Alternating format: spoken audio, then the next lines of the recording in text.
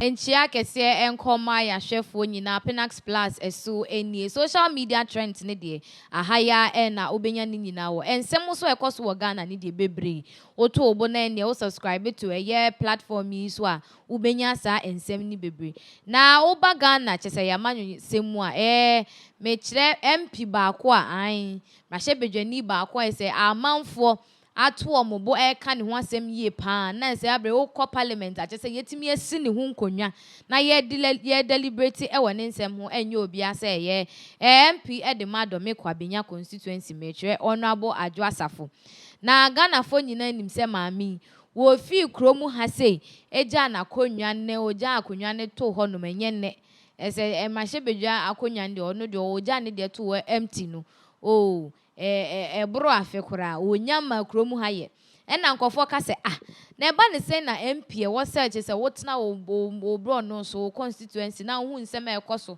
na akọ represent omo ewo ye parliament na nsem ehiahia omo ne omo ehia asem no utimi ede to parliament anim na yetimi hwe na ye ma omo no waje omo ho ne wakọ akọhye amano ne won so mpo aye appoint wo se be ye minister of gender enso a o che se adwuma no kwa de ye hu se wo boba akokora eni se mampani hwe nhwe ne bufu ye ya oyi ni free su yo oyi ni free so say she's no longer there friend saying minister for gender ebiem na enso still den ya woda so MP edema dome kwabenya na watching abesin ko ye se wo parliament speaker ene na pamfo so mani abre omu deliberate ebisi oyenyi ni free ho ni MP obi foforo nhye na ebisu su ye njai ne nin ade ena me ne wo kasa maami waba bedu krom ha an wa fi baby owo no amanoni wo kwhye ya chise ejai Ghana fo mo kasa bebrebe no wa fi ho aba Ghana ha chese oba ye nso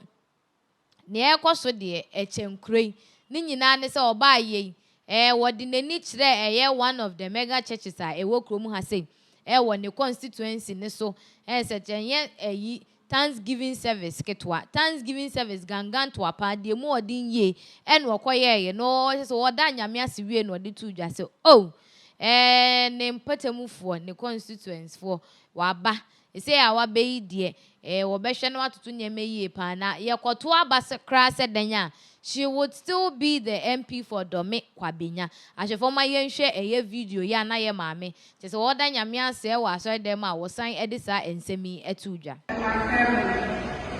But God held us to still through. And I'm happy to be here. Because part of where I belong, this is where I was born. And I wanted to say, God, if you are for me and my family, who can be against us? And thousands have fallen on our right, 10,000 on my left. None shall come near my dwelling.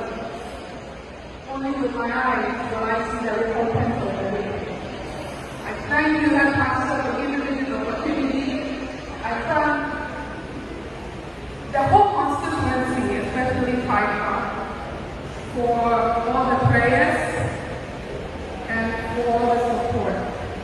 I know I'll be back and I'll continue to be your member of parliament. Thank you so much. Na ensem wei echi na chese oba social media nkofo bufu afu no mi gidi se mo so maami mu a wo mbebubu ni se jen ena omo chese na eba ne sen wo ankasa mu adwuma wo se ye adwuma ye de hye wo nsasa ye no wanye watu kwanya kwakwhye ba bia wo ba ya ye se ya sama platform ama wakogina ho se wo da nyame ase for den wo da nyame ase se wunye MP ni biem ana se wo da nyame ase se no wo ba ye no wakonwa ne da so da ho a che se MPs for ne ye speaker o ma lenient ama watimi aba beto akonwa no omo enti ase ene se nkofo ehwie comment pan ne mehwe comment mu comment jai chenkroi omo ehwie pa de ato ho de ema honorable Adwo Asafo an na me kan de amama wo show screens so a wo behu se da ho George Edo say so Ghana be this we dey take so Ghana be this we dey take joke like that you will not go to heaven I tell you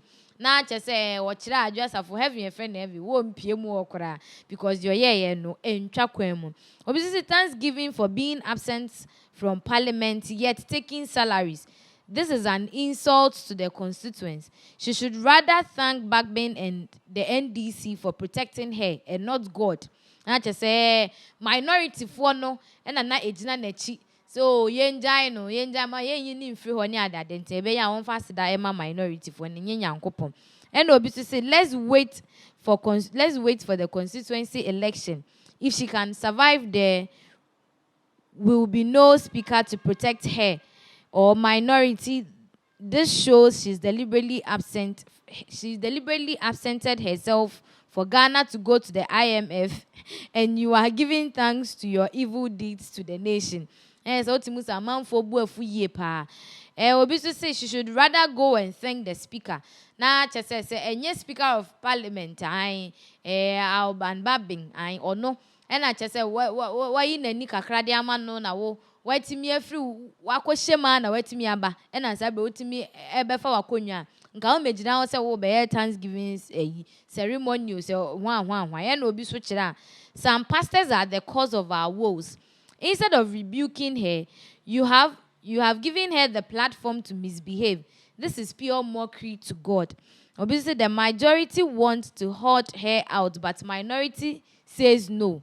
She's a huge advantage to us. So the matter is in the Supreme Court. What a wasteful country. And obviously, hey, Charlie, which kind play be this? She go peacekeeping camp or something. Let's just say the nenia brena or nyamiase. Now was so ede and crunchesem. Man, the constituent say, oh, whatever be the case, she still stands as the MP for Dome Kwabinya. And I saw election squad, she would still win, and she would forever be the MP for Dome Kwabinya. No, and Onya Seda, one found comma a yes Speaker of Parliament. Say when you name free ho, na wakwaba. Aba betu say ye ni seat no eda ho a enunti. When ya ne ho, when ya ne ho pa na wo order nyame ase no. En obi so kira asofofo ni bia wo krom hanum say muduabo yi ankasa nipa ya ade a ensem fata rese wama ne constituents for ebre se omo ha nyina ntimi ndu parliament assistant now because they aye die omo nya obi obekwa kogine mu e parliament e de amo nipa yi ba ya na masa ama na konya se omeda nyame ase for what aden wo ko peacekeeping ana wo pata akon Edi pa na okoye ye nti motimi ama na kwanya se omra emeda nyame se oba social media manfo bo afu ye papa se omo nti ase se maami wei order nyame ase nti nke be ya asofo na omo ye sa nyoma na omu njai na ya kom hodu nipa ne ya de na nya monkansi nanim rather say mube jaino na masa ama ne platform so o megina ho na won san embeda nyame ase nti uba social media say social media in lo so mubu afu ye pa say ye honorable adwasa for MP for Dome Kwabenya an waba beda nyame ase na omusha entwa kwemu kre so ode aye achopa edema eye ne constituent ene eye speaker of parliament.